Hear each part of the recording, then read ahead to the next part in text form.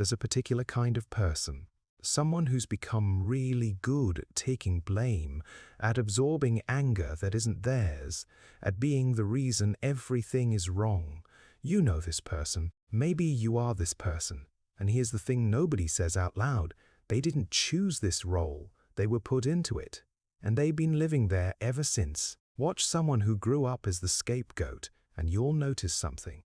They apologize constantly for things that aren't their fault, for other people's emotions, for existing in a way that bothers someone.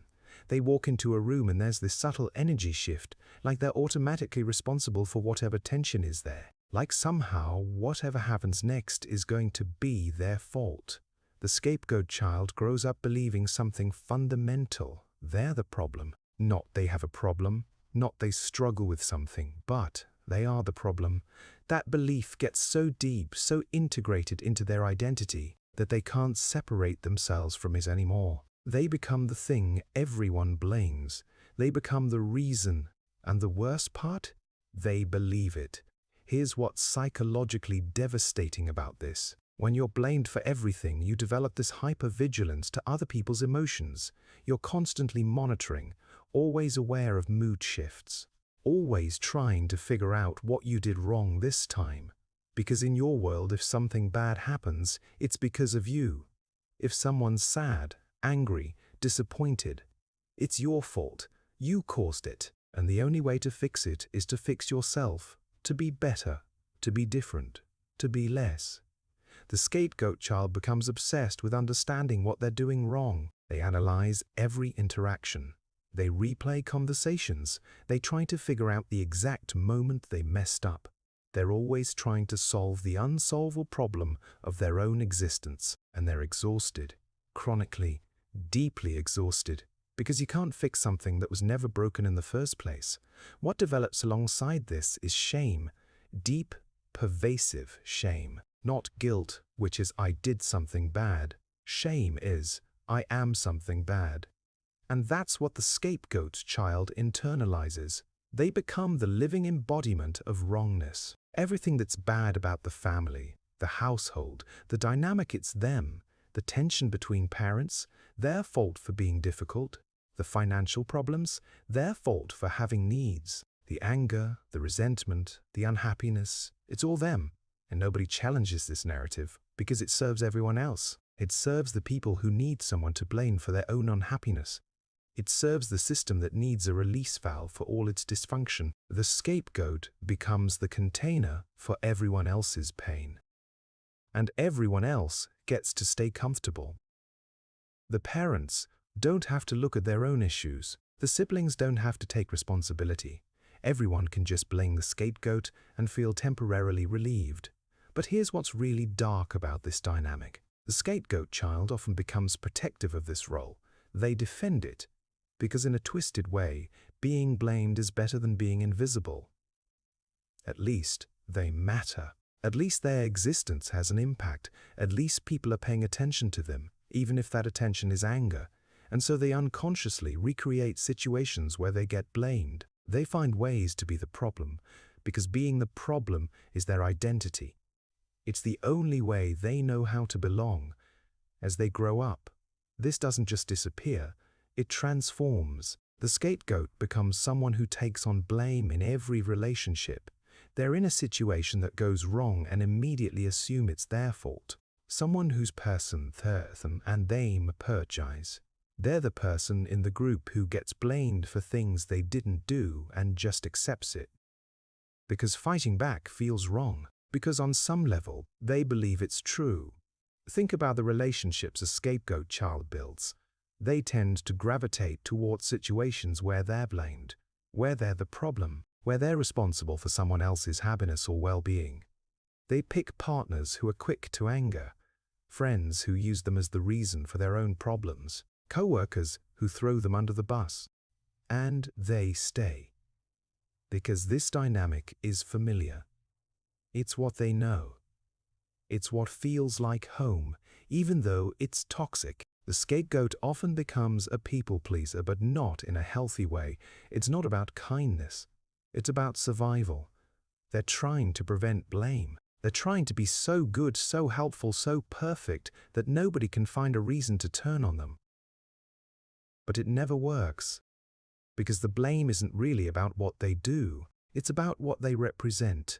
They're the release valve, the target, the one everyone has agreed, on some unconscious level, to blame. And when they inevitably fail because they're human, and humans fail, the blame comes down hard. See? I told you so. You always mess things up. You're always the problem.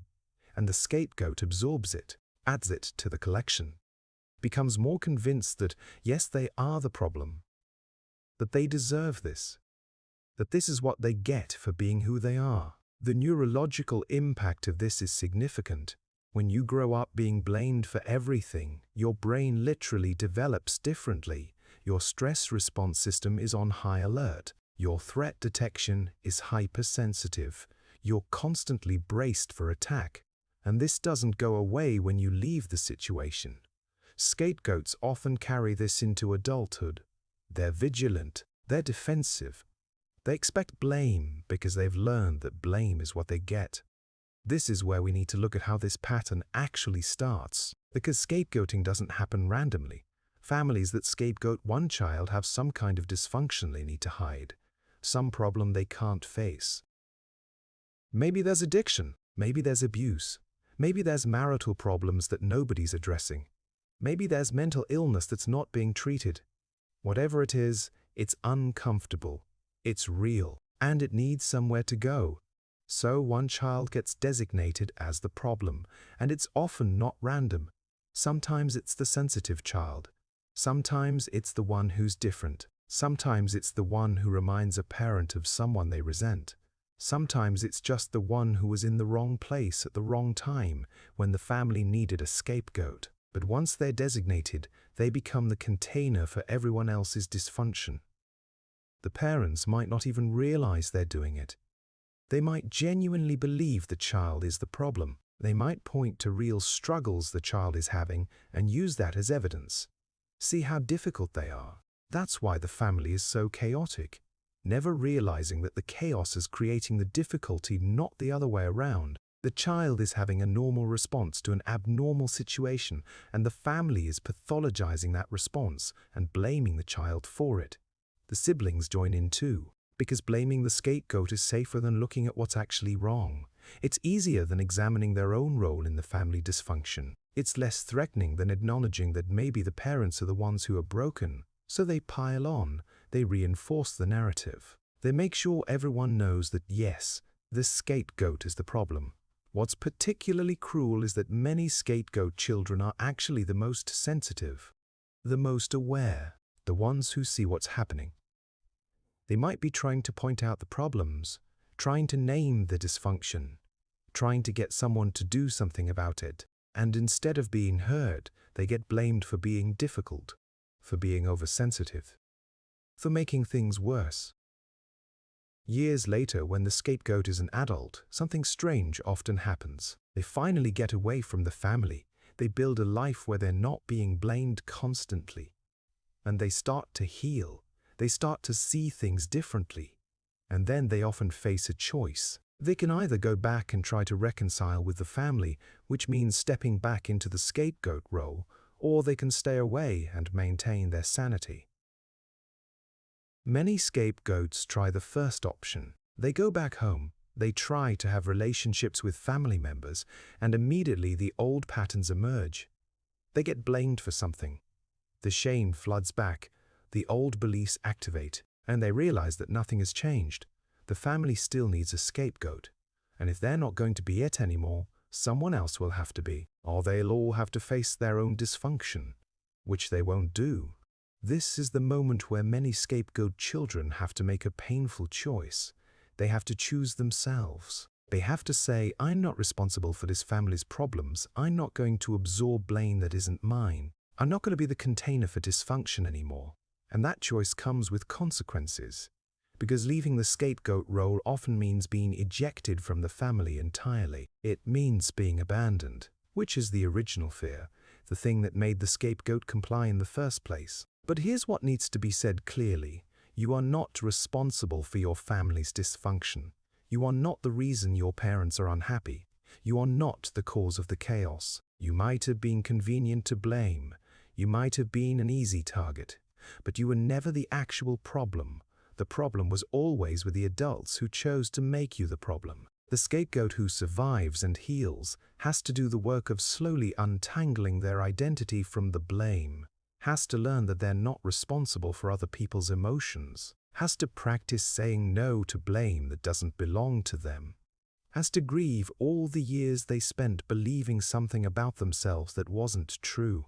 They have to learn that making a mistake doesn't make them a bad person, that having needs isn't selfish, that existing doesn't require them to be perfect, that they don't have to fix other people, that they don't have to solve problems that aren't theirs to solve, that they're not responsible for keeping the peace if the price is their own sanity. If you grew up as the scapegoat, if you're recognizing this pattern in yourself, know that what happened to you wasn't fair, it wasn't right, and it wasn't your fault. The beliefs you developed about yourself during that time, that you're the problem, that you're to blame, that you should be able to handle being blamed. Those beliefs are survival mechanisms. They helped you survive an impossible situation, but they're not truth. They're not who you are. The path forward is about slowly, carefully, learning to see yourself differently, learning to question the blame, learning to distinguish between what's actually yours to carry and what was put on you. Learning to protect yourself from people who want to use you as their scapegoat. Learning that saying no to blame is an act of self-respect, not selfishness. It's about understanding that healthy families don't need a scapegoat. Healthy relationships don't function through blame. Healthy people don't need someone else to be wrong so they can feel right. And if you find yourself repeatedly cast as the problem in your relationships, that's information. That's a pattern worth examining. That's a wound worth healing. Understanding these patterns, the invisible roles we're assigned and the ones we accept, that's what we're doing here at The Forgotten Self. We're naming the dynamics that were never named. We're acknowledging the damage that was never acknowledged.